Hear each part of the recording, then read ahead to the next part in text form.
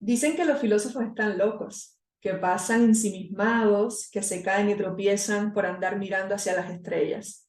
¿Será esto cierto?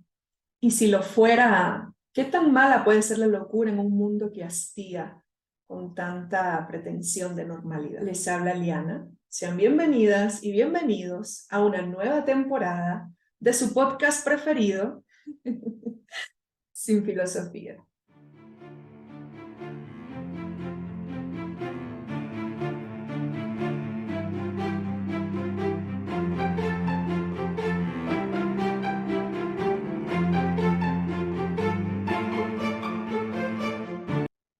Ya estamos aquí, señoras y señores. ¿Me extrañaron? Sí, yo sé que sí, que me extrañaron. Después de una larga pausa, pues necesaria. Ustedes saben de que también tenemos que descansar, pues ya estamos aquí, vamos a iniciar con todas las ganas, con toda la energía de seguir compartiendo, de seguir reflexionando, de seguir pensando y repensando tantas cosas que nos envuelven, que nos determinan, que nos rodean. Bueno, ustedes ya saben.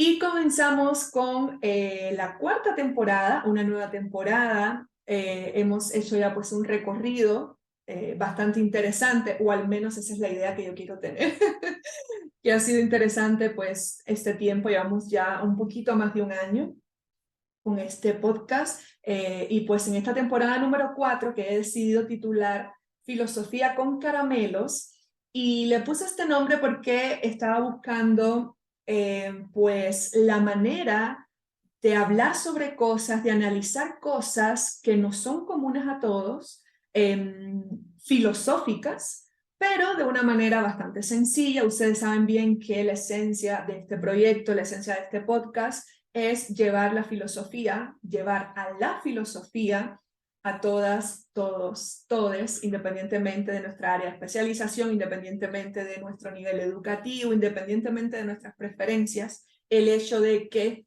la filosofía pues está en todas y todos. Nosotras y nosotros somos partícipes de la filosofía de una u otra manera, y pues también nos podemos servir de ella, no desde un punto de vista utilitarista, claro está, pero que también nos podemos servir de ella para pensarnos a nosotras y nosotros mismos y para pensar a nuestras realidades. Entonces, precisamente es eso lo que les quiero compartir, un poquito de filosofía, pero de una manera diferente, pero de una manera informal, pero como digamos, de la forma en que ustedes ya están acostumbrados que trato de hacer siempre estos episodios. Entonces, es filosofía con caramelos porque no es una clase, sino que es una manera sencilla de filosofar, como ustedes ya saben, sin filosofía. Entonces, pues es un poco la idea. Y para este primer episodio, que es un episodio muy especial para mí, sobre todo por la temática que vamos a estar hablando, y es un episodio muy especial porque vamos a estar hablando sobre los mitos o las creencias que tenemos sobre la filosofía y las y los filósofos. ¿Y por qué es un episodio muy especial para mí? Porque es decir, esta teorización o este análisis o esta valoración sobre esas creencias que existen sobre la filosofía y los filósofos es algo que yo llevaba mucho tiempo haciendo con mis estudiantes de la asignatura de filosofía general, y me parecía un ejercicio tan interesante, y digamos de que a partir de escuchar cuál es la manera en la que la mayoría de las personas percibe a la filosofía, también es una forma de acercarnos a ella y también es una forma de comprender determinadas problemáticas que la envuelven. Y pues era una parte de esta asignatura que disfrutaba mucho y dije, bueno, ¿por qué no comenzar esta temporada precisamente hablando de esto? Y creo que va a ser un inicio pues bastante interesante para el resto de temas que se vienen. Van a ser temas random, digámoslo así, temas variados, no va a haber un orden ni temático, ni histórico, ni lógico, sino que sencillamente pues vamos a platicar de diferentes temas, de política, de ética, entre otros muchos más, y pues vamos a ver a qué reflexiones podemos llegar, qué conclusiones podemos sacar. Pienso que eso es lo más importante, digámoslo así. Entonces, en Instagram les pregunté, es decir, hice como una especie de encuesta en Instagram y les pregunté a todos los que me siguen por allá, si no me siguen, pues ya saben, @sinfilosofía_podcast, por allá me pueden seguir, estamos compartiendo, estamos haciendo contenido, pues, o trato al menos de estar presente de una forma, pues, diaria, digamos, o eso trato, ya lo dije. Y pues por ahí estamos, ahí hice esta encuesta y les pregunté qué suelen pensar las personas sobre la filosofía y los filósofos o filósofas. Y dentro de tantas cosas que ustedes me dijeron, pues hay unas 8 creencias o mitos que son los más comunes según ustedes. Y entonces, ¿qué es lo que vamos a hacer en este primer episodio? Pues vamos a estar tratando de analizar uno a uno esas creencias o mitos, eso que las personas suelen pensar de la filosofía y los filósofos, y vamos a estar desentrañando el por qué y la posible veracidad de estas creencias o no, porque pienso que nos va a ayudar a entender muchísimas cosas sobre la filosofía y sus dinámicas, y porque también estas creencias forman parte de la razón de ser de la propia filosofía, y pienso que es importante que entonces hablemos sobre ellos. Una de las primeras creencias o mitos, bien, para empezar sería bueno pues hablar un poco de manera breve de qué cosa es un mito. Pues un mito, que en su origen etimológico quiere decir cuento o leyenda, pero que nosotros, por lo menos cotidianamente, coloquialmente, asociamos el término de mito a lo que es falso, a una idea que es falsa, pero que la mayoría de las personas creen. Sin embargo, repito, tenemos que tener en cuenta que un mito es un cuento o una leyenda. ¿Bien? Ahora, partiendo del mito entendido de esta manera, ¿okay? Como algo que no es necesariamente cierto, ¿bien? O más que el mito sea algo que no es necesariamente cierto, pues es algo que no podemos comprobar, que no podemos constatar que lo sea. Entonces, pienso que eso es lo más significativo o lo más particular que tiene el concepto de mito, el fenómeno del mito, que es sumamente importante también en la construcción de quiénes somos como humanidad, y que más allá de que sea algo que es verdadero o falso, pues sencillamente, repito, pues es algo que no podemos constatar que sea verdadero, digamos así. Entonces, pero claro, la cuestión de esta de lo que la mayoría cree también es algo muy importante. No lo podemos constatar, pero la mayoría de las personas lo creen así. ¿Bien? Entonces, una de las primeras creencias o uno de los primeros mitos que están ahí rondando sobre la filosofía y los filósofos es el tema de la locura. Y esto me parece a mí genial y ya les voy a platicar un poco por qué. Lo primero que ustedes me dijeron fue, es que los filósofos están locos. La mayoría de las personas creemos que los filósofos y las filósofas están locos y locas. Entonces, hay una cuestión aquí de la locura, ¿bien? Que como les dije, a mí me parece genial y súper interesante. Vamos a ver por qué. Bueno, vamos a tratar de responder. ¿Será que las filósofas y los filósofos están locos? ¿Están locas realmente? Pues puede ser que sí, que sí estemos un poco locos, que estemos un poco locas, pero creo de que hay preguntas que pueden ser más interesantes que esas y que van un poquito más allá. Por ejemplo, ¿qué cosa es la locura?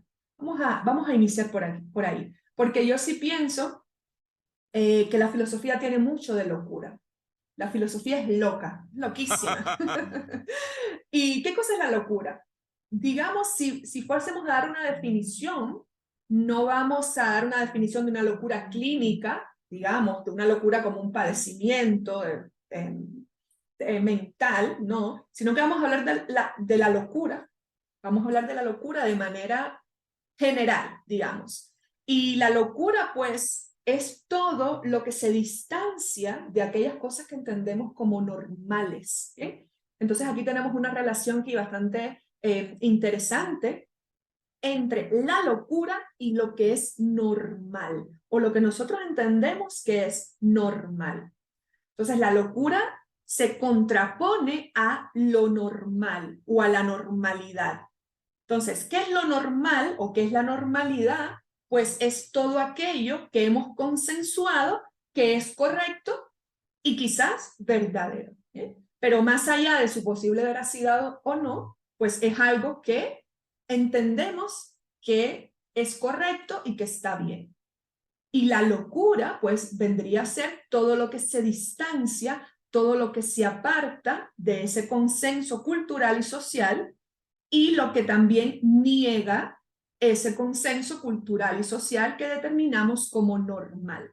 Entonces, una persona loca, bien, repito, más allá de una posible definición clínica, que no es el caso, porque pues ahí pasan otras cosas, hay otros elementos, pero más allá de una especie de locura clínica, pues una persona loca sería una persona que va en contra de lo normal, que va en contra de lo socialmente aceptado o culturalmente aceptado por la mayoría. Y eso es la filosofía. Esa esencia problematizadora que tiene la filosofía, esa esencia cuestionadora que tiene la filosofía y que la constituye, es precisamente eso, una locura, porque está constantemente en contra, y no es que esté en contra solo como decimos coloquialmente, por llevar la contraria, sino que está en contra porque esa es la forma en la que se constituye y se desarrolla. Es decir, cuestionar constantemente aquellas cosas que nos son dadas como acabadas, como establecidas, como verdaderas de manera absoluta. Entonces la filosofía es en sí misma muy loca.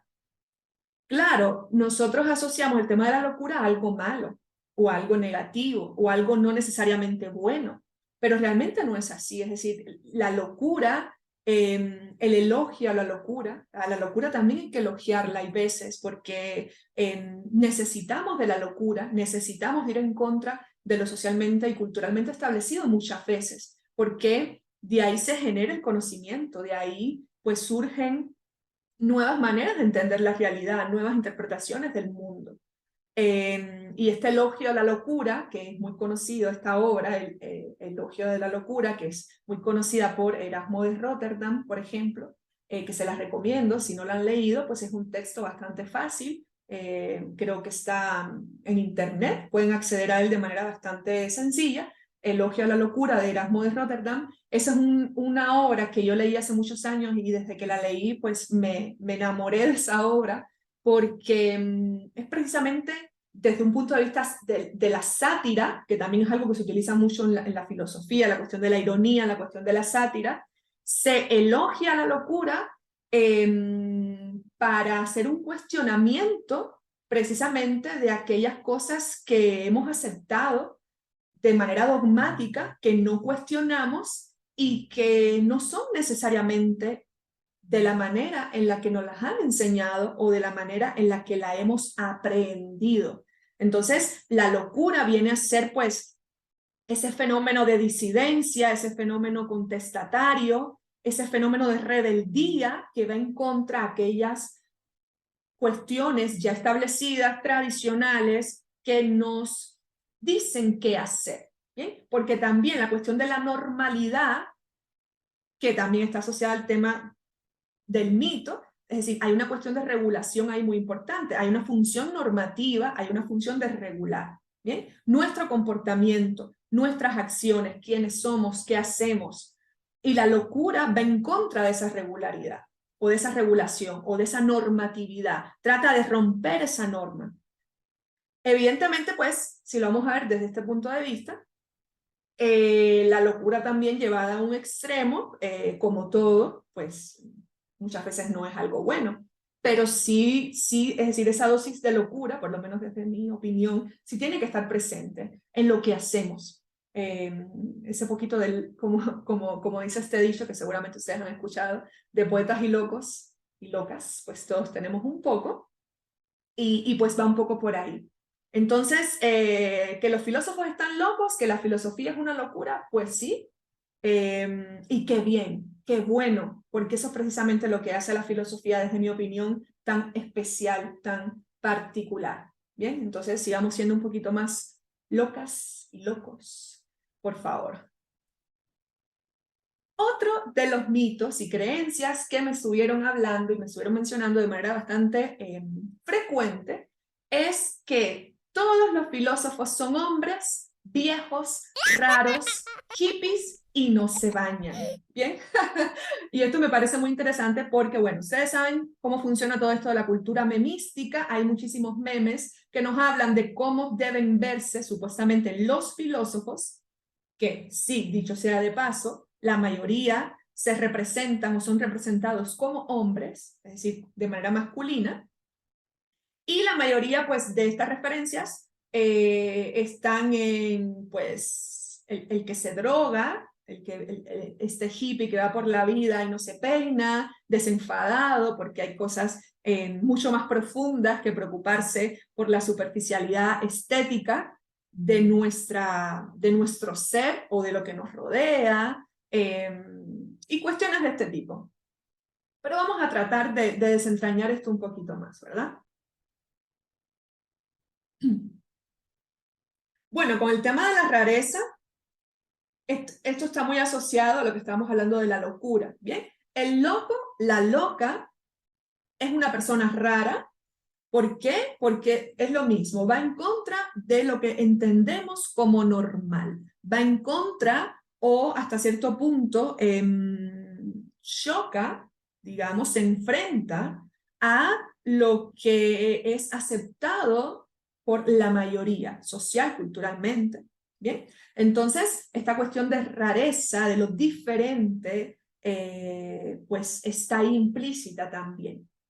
Entonces, que la mayoría de los filósofos sean representados de manera masculina, pues igual no es algo exclusivo de la filosofía. En la mayoría de las ciencias y la mayoría de los saberes, la representación que se ha hecho es una representación masculina, pero esto pasa por muchas otras cuestiones, ¿verdad? Que tiene que ver con la manera en la que nuestras sociedades están estructuradas de manera patriarcal, donde pues el posicionamiento del hombre varón siempre ha estado de manera más visible en todo lo que tiene que ver con los espacios públicos, con la esfera pública, dentro de la cual está también el conocimiento, el saber, la filosofía, la ciencia.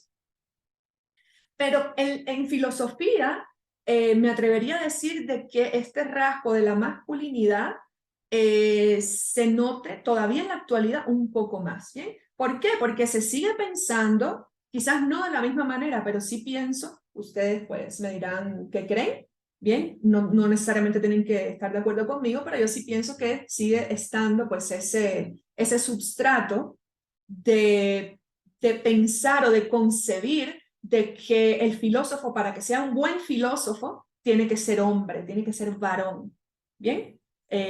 Porque supuestamente se identifica o se asocia lo masculino a la inteligencia racional, al tema digamos, de la capacidad cognitiva, sobre todo el tema de la razón, ¿bien? Se asocia mucho la cuestión masculina al tema del logos, de la razón, y pues lo femenino pues se asocia más a lo sentimental, a lo pasional, a lo voluble, etc. E históricamente en filosofía pues ya sabemos que tenemos bastantes problemas con esto y que la mayoría de los representantes de la historia de la filosofía que se han visibilizado han sido hombres, han sido varones. ¿Bien? Y muy pocas mujeres pues han podido visibilizar su obra, visibilizar su pensamiento, e incluso las que tradicionalmente fueron visibilizadas, la mayoría pues occidentales, europeas sobre todo, fueron visibilizadas a partir de la sombra masculina también. ¿Okay? Como tenemos muchos casos, pero bueno, uno de los que más conocemos quizás es el de Simone de Beauvoir, por ejemplo, que toda su obra, riquísima desde mi opinión, siempre estuvo bajo la sombra de Sartre solamente porque eran pareja. ¿Bien? Entonces, esto es algo con lo que tenemos que seguir lidiando, porque incluso en la actualidad, en el ámbito filosófico, pues no tengo quizás la estadística para decir que es así, pero por lo menos desde mi experiencia sí hay una presencia masculina mucho mayor, mucho mayor. que tienen que ser viejos, ¿bien? Viejos, hippies, no bañarse, pues un poco lo que les estaba diciendo. Pues bueno, se sobreentiende de que el filósofo o la filósofa pues tiene que estar haciendo o generando todo el tiempo pensamientos de muchísima profundidad y que no debe estarse preocupando por este tipo de cosas superficiales que tienen que ver con el cuidado de nuestra imagen, vamos a decirlo así.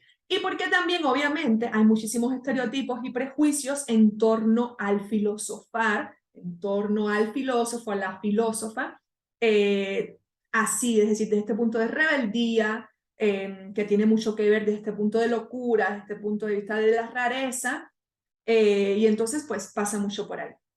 Bien, el tema de la vejez, obviamente, porque se asocia lo viejo con la sabiduría, y entonces mientras más viejo, vamos a decirlo así, sea un filósofo o una filósofa, pues se supone que mayor sabiduría tiene y pues sabe más cosas y es un mejor filósofo o una mejor filósofa.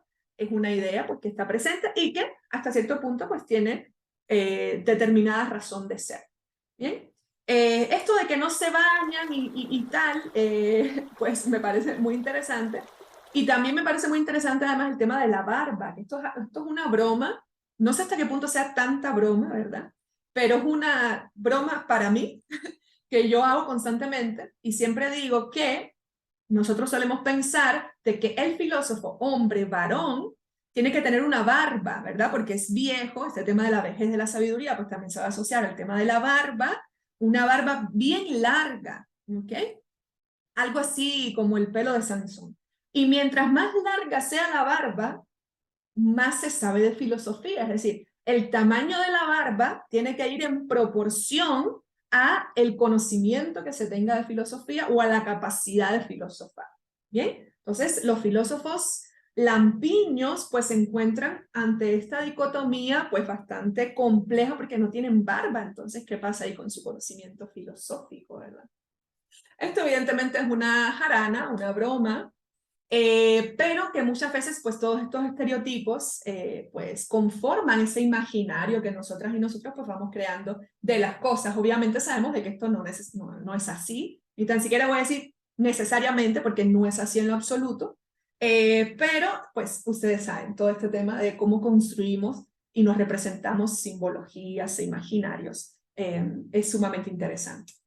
El tema de las drogas, por favor, este mito o creencia se me repitió, no les puedo decir cuántas veces, que siempre están drogadas y drogados, que fuman marihuana y demás.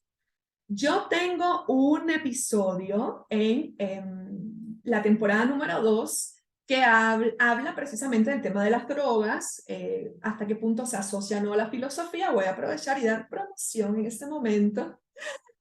Y pues pueden pasarse por ahí por la segunda temporada y buscar ese episodio que habla de las sustancias, bien, y de las drogas. Y pues ahí menciona algunas cosas interesantes. Pero bueno, ahora vamos a ver cómo encaminamos esta creencia a lo que hemos mencionado hasta el momento. Pues es un poco parecido al tema de la locura, ¿verdad? Se asocia a una persona sumamente abstracta, como es una característica que se le suele atribuir al filósofo, a la filósofa, una persona que tiene un pensamiento muy abstracto, con una capacidad de simbología muy desarrollada, y pues este distanciamiento de el filósofo o la filósofa de la cotidianeidad, de lo real, de lo material, pues hace que exista esta asociación con el tema de las drogas. Esto sí lo vamos a relacionar también con el tema de la rebeldía, con el tema de toda esta cultura hippie, pero desde este punto de vista rebelde, que trata de distanciarse pues de la doxa, entendida como cotidianeidad, como coloquialidad, pues también está presente. Entonces, uno de los mecanismos de la filosofía y de las y los filósofos es drogarse, o por lo menos esta es la creencia, para que les sea mucho más fácil distanciarse de lo sensorial, de lo fáctico, como algo inferior, digamos, como un nivel de conocimiento inferior que corresponde a la opinión, a lo voluble, y pues abstraerse hacia el episteme, hacia lo verdadero, y un mecanismo para hacerlo, que para Platón era la salida de la caverna, pues esa salida de la caverna pues viene a estar representada por las drogas, ¿bien? Como ese mecanismo de trascendencia de la doxa, de lo sensible como algo inferior, como algo voluble, ¿bien? Ahora, obviamente, esto no quiere decir que los filósofos se droguen, o que todas y todos los filósofos se droguen, o que eso es una constante, o que para pensar mejor hay que drogarse. Entonces yo siempre hago esta aclaración, pues yo nunca voy a promover el uso de ningún tipo de droga, porque no, es decir, no es que tenga algo en contra, sino porque sencillamente pues no es correcto, por lo menos de la manera en la que yo lo pienso, que promueva este tipo de cosas. Bien, solamente estoy tratando de dar la explicación del por qué se suele asociar el tema de las drogas con la filosofía, el filosofar y los filósofos. Es decir, es un medio de escape de lo sensitivo como algo inferior y que permite una mayor reflexión. Pero desde mi opinión, eso obviamente no es así. Bien, no hay que drogarse para poder reflexionar. Pero sí es cierto de que hay una cuestión ahí bastante interesante del distanciamiento de lo cotidiano, porque a fin de cuentas lo cotidiano muchas veces nos consume, nos enajena. Entonces, entendiéndolo de esta manera, pues esta presencia de las drogas está constantemente dentro de las creencias pues, que tenemos. Y ahora que me acuerdo, hace unos años en el Departamento de Filosofía de la UNA, donde yo trabajo, había una imagen cuando uno entraba de una marihuana y decía algo así como que bien chistoso, creo que después la quitaron, pero sí es algo que siempre está presente, ¿verdad? Otra de las creencias que ustedes han mencionado es de que las filósofas y los filósofos son vistos o son pensados o son representados como seres inalcanzables, de estos seres iluminados, inalcanzables, y evidentemente pues esto también tiene una relación bastante fuerte con el tema de la sabiduría, es decir, el filósofo, la filósofa como alguien sabio, como alguien sabia, y por eso es inalcanzable, iluminado, iluminada, que están más allá del bien y del mal, vamos a decirlo así. ¿Y qué pasa con esto? Bueno, realmente esto, desde mi opinión, obviamente tampoco es así. Es decir, a ver, esto también tiene mucho que ver con la concepción que nosotros tenemos sobre la filosofía. Porque, digamos, la filosofía no es entendida por todas y todos de la misma manera. Desde mi perspectiva, el filósofo y la filosofía en sí misma no tiene implícita o implícito el tema de la sabiduría. Es decir, el filósofo no tiene que ser sabio. Ojo, al menos de la manera en la que nosotros entendemos a una persona sabia. ¿Por qué? Porque para nosotros alguien sabio es alguien que sabe de todo, que tiene un conocimiento absoluto, que tiene un conocimiento iluminado, ¿bien? Pero es bien interesante cómo era entendida la sabiduría desde el punto de vista de Sócrates, por ejemplo, desde el punto de vista de Platón, ¿bien? Es decir, el sabio no como alguien que cree saberlo todo, sino como alguien que está buscando constantemente saber y saber más. Esa es la verdadera sabiduría. Y está esta historia que cuenta que en la antigua Grecia, cuando estaban buscando al hombre más sabio de toda Grecia, el oráculo de Delfos, dice que el hombre más sabio es Sócrates, ¿bien? Y Sócrates pues dice, no, yo no soy el hombre más sabio, ¿bien? Y a fin de cuentas, ¿qué era lo que quería decir el oráculo con esto? Pues de que es decir, que la verdadera sabiduría radica precisamente en el reconocimiento de nuestra ignorancia, porque reconocer nuestra ignorancia nos conlleva a buscar ese conocimiento que sabemos y estamos conscientes que no tenemos. Cuando nosotros creemos tener posesión de algo, en este caso de conocimiento, no buscamos las cosas que tenemos, buscamos lo que sabemos que no tenemos. Y eso mismo pasa con el tema del conocimiento y con el tema de la sabiduría. Entonces, el filósofo no puede ser sabio, la filósofa no puede ser sabia, porque en el preciso momento que se crea poseedor o poseedora de un conocimiento absoluto, en ese preciso momento dejó de hacer filosofía. ¿Por qué? Porque dejó de buscar. La filosofía está muy asociada al tema de la búsqueda. Y es una búsqueda continua, es una búsqueda constante y una búsqueda que nunca tiene un final.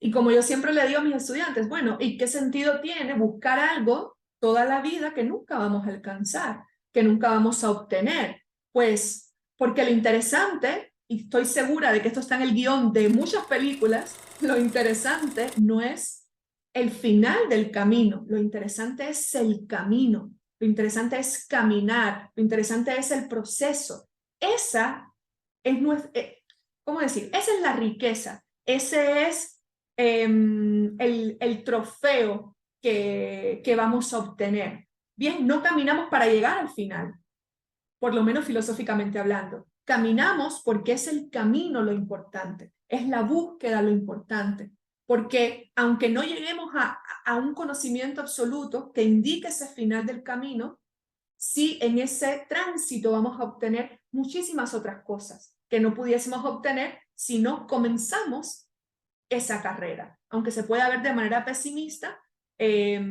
pero pienso que eso es la filosofía y eso es lo que nos hace estarnos replanteando en la realidad y a nosotras y nosotros mismos de manera constante, de manera continua, y es lo que nos va a acercar cada vez más a lo verdadero o a lo que entendemos o estamos entendiendo, lo cual cambia por verdadero. Entonces, pues, esa sería una reflexión muy breve, pero sería la manera, digamos, en la que yo pudiese ver esta creencia que también vamos a estar claras y claros, pues también tiene que ver mucho con un ego ahí que tiene el filósofo y la filósofa de creerse sabio y pues se proyecta así como alguien inalcanzable y pues ahí digamos de que también nosotros tenemos nuestra responsabilidad. Igual no creo que pase solamente en la filosofía, pero sí, sí, yo sí soy muy partidaria de que la filosofía implica una humildad. Por eso es que a mí el personaje de Sócrates me gusta tanto, porque tiene la mayoría de las características que yo valoro o que yo considero correctas, verdaderas, dentro de la filosofía y el ejercicio filosófico. Y una de ellas es la humildad. Entonces, un verdadero, por lo menos para mí, un verdadero filósofo, una verdadera filósofa, es humilde y siempre está buscando conocer más, saber más y escuchar a las y los demás. Entonces, pues ahí está. Ya para ir terminando, vamos a hablar de dos creencias más o dos mitos más que son aquí pues la cereza del pastel. ¿Bien? La primera de esa creencia es de que la filosofía no sirve para nada. ¿Bien? No sirve para nada. La filosofía no sirve para nada. Esa también fue otra de las creencias que más ustedes me mencionaron y vamos a hablar un poquito al respecto. ¿Bien? Hay una cuestión muy utilitarista, como ustedes saben, que atraviesa nuestra vida, atraviesa nuestras sociedades, atraviesa la forma en la que conocemos, atraviesa la forma en la que nos relacionamos. Ese utilitarismo ahí que está todo el tiempo determinando y dirigiendo nuestras acciones y quiénes somos y la manera en la que pensamos. ¿Bien? Entonces, cuando decimos de que la filosofía no sirve para nada, ¿para qué? Es decir, ¿para qué? Ya la nada es algo, ¿verdad? Y aquí los que sepan de filosofía, los que estudian o los que lean de filosofía, pues quizás me van a entender un poquito mejor. Pero ya que digamos de que la filosofía no sirve para nada, que pensemos que la nada es nada, pues no, la nada, desde el momento en que la pensamos, es algo, ¿verdad? Entonces, pero bueno, apartando eso, yo no sé por qué me fui por ahí, no era ese el camino. Pero cuando decimos de que la filosofía no sirve para nada, ¿de qué estamos hablando?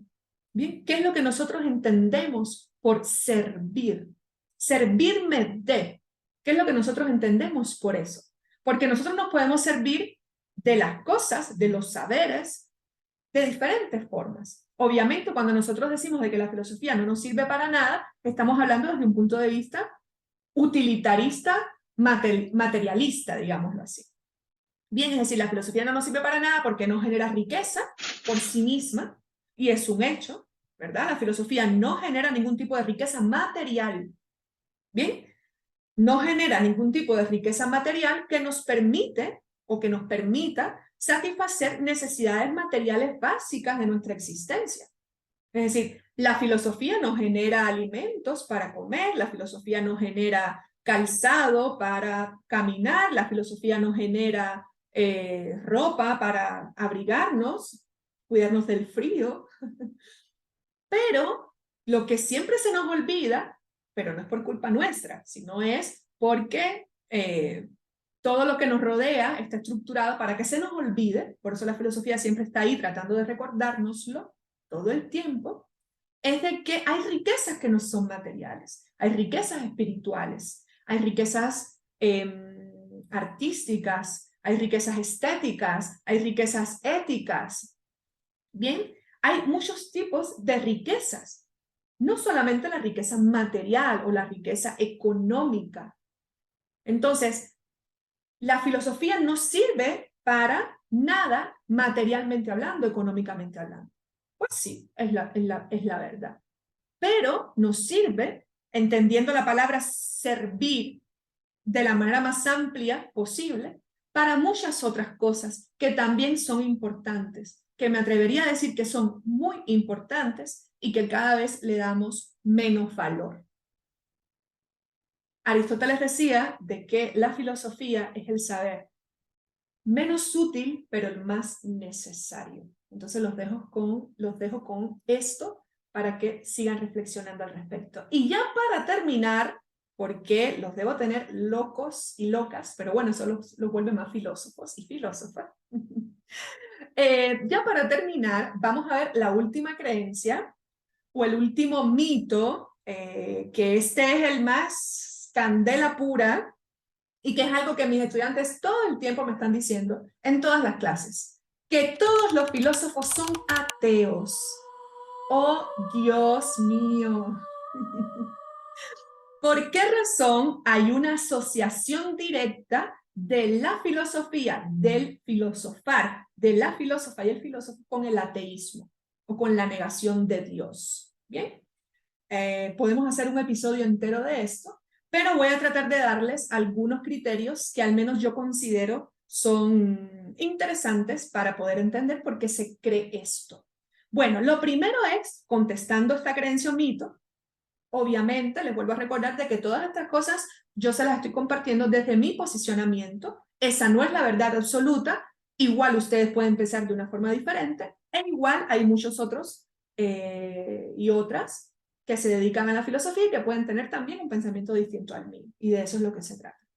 Entonces, para responder a esta creencia, desde mi opinión, los filósofos y las filósofas todos son ateos. La respuesta es no. No. Incluso en la historia de la filosofía hay muchos ejemplos de filósofos y filósofas que creyeron en Dios. ¿Bien? Y que incluso desde la filosofía trataron de demostrar la existencia de Dios. ¿Bien? Tenemos el caso, por ejemplo, de San Agustín y Santo Tomás, que fueron dos padres de la Iglesia. San Agustín de Hipona, representante de lo que se conoce como la filosofía patrística, en esta configuración inicial que comenzó a tener la religión cristiana, y tenemos a Santo Tomás de Aquino, que pertenece al periodo del escolasticismo, y donde, independientemente de que fueron padres de la Iglesia, fueron filósofos que trataron, o que no trataron, que utilizaron las categorías filosóficas, corrientes filosóficas y a la filosofía en sí misma para teorizar sobre Dios y para legitimar a Dios y a la religión cristiana. Y tenemos muchísimos otros ejemplos, pero bueno, diría que otro ejemplo bastante significativo es el ejemplo de Descartes, por ejemplo. Bien, Descartes, que le asignaba un papel de suma importancia con este inicio de lo que se conoce como la modernidad al logos. Bien, esta frase muy conocida de Descartes, pienso, luego existo, cogito ergo sum, ¿bien? Y a este tema del logos y de la razón le otorgaba una importancia crucial, y al mismo tiempo Descartes da a su criterio pruebas lógicas o fundamentos lógicos para demostrar que Dios existe. Y a lo largo de la historia de la filosofía vamos a encontrar gran parte de esto. Y no solamente esto lo vamos a ver en la filosofía, sino que también en la ciencia. Por ejemplo, tenemos el caso de la física de Einstein, donde Einstein creía en Dios y lo hizo manifiesto. Entonces, no necesariamente hay una negación de la religión, ¿bien? O de las religiones, porque esto es algo muy importante. Recordemos de que la religión no es una sola, aunque nosotros de manera equívoca utilicemos ese concepto como cuando decimos el hombre, el ser humano, ¿bien? Sucede lo mismo con la religión. Hablamos de las religiones porque hay muchísimas manifestaciones religiosas, incluso dentro de las religiones monoteístas. Ahora, ¿por qué entonces existe esta creencia? Pues porque han habido filósofos ateos, filósofas ateas, ¿bien? Como han habido científicos ateos y ateas, pero también han habido científicos y científicas religiosos. Ahora, más allá de eso, la filosofía tiene un condicionamiento que ya les había platicado, y es su esencia de problematización. ¿Bien? ¿Qué pasa con las religiones, sobre todo las religiones monoteístas, que se fundamentan en dogmas? ¿Y qué cosa es un dogma? Es una doctrina que es fija y que es inamovible.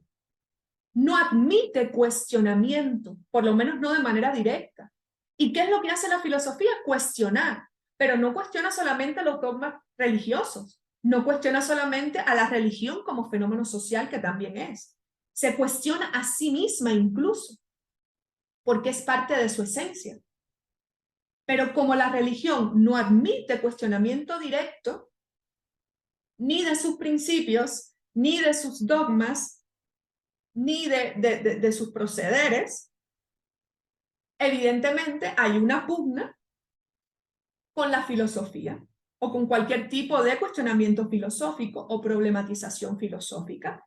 Entonces, esto hace que se piense que la filosofía y las religiones son fenómenos contrarios, pero no necesariamente. Ahora, que está este espíritu cuestionador y está este espíritu de problematización, claro que sí. Y por eso es que la filosofía va a entrar en conflagración teórica, ¿ok?, con las religiones. Pero la filosofía, como les decía hace un momento, entra en conflagración hasta consigo misma. ¿Okay? Y de eso es lo que se trata. También pienso que las religiones están teniendo un desarrollo precisamente por todos estos elementos en la actualidad, y está tratando de reconfigurarse y de concebirse de manera un poco más crítica. Y pues en la actualidad quizás vemos un mayor vínculo, sobre todo de temas que tienen que ver con la espiritualidad y la filosofía, que también es muy importante. ¿Bien? La filosofía no piensa que la religión sea algo malo, ni tan siquiera se debate ya si Dios existe o no. Hay otros temas que pasan por una espiritualidad, por lo irracional como un elemento también de suma importancia para nosotros como seres humanos, de lo sensitivo, de lo que no necesariamente tiene una explicación racional. La filosofía también le da importancia a eso, y pienso que de eso es lo que se trata. Entonces, pues creo que por este primer episodio fue suficiente. Si ustedes creen de que existen otros mitos y creencias que no mencioné, seguramente así fue, pueden pasarse por mi Instagram, y debajo del post de este primer episodio pueden dejar sus comentarios. Pues ya arrancamos con esta cuarta temporada, con este primer episodio que he titulado Los filósofos están locos, mitos y otros cuentos. Espero que les haya gustado. Vamos a ver de qué temas vamos a estar hablando próximamente. Como siempre, les quiero mucho y gracias por escuchar una vez más.